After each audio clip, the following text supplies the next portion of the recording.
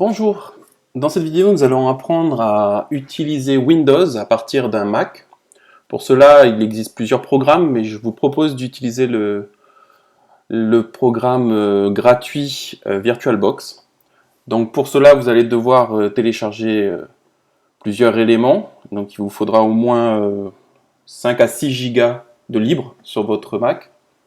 Ensuite vous allez devoir vérifier la configuration requise.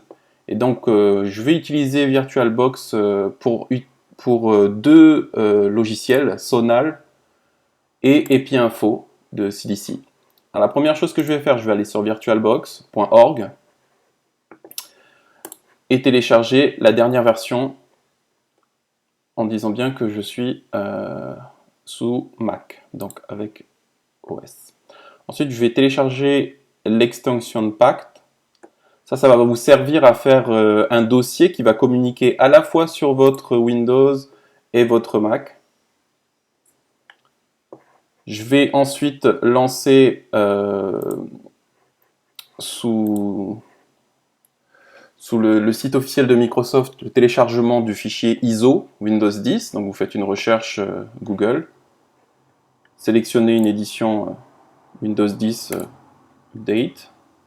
Je confirme. Ici, vous pouvez cliquer pour avoir un peu plus d'informations au niveau matériel, c'est-à-dire est-ce que votre Mac pourra faire tourner, si vous êtes par exemple sous un MacBook Air, est-ce que vous pourrez avoir la mémoire vive nécessaire pour faire tourner l'application. Vous lancez. Ça va prendre le temps qu'il faudra selon votre connexion. Voilà, confirmer français. Etc. Alors ici, vous avez deux possibilités, 32 bits ou 64 bits. Pour pouvoir vérifier ça, vous allez aller dans POM à propos de ce Mac.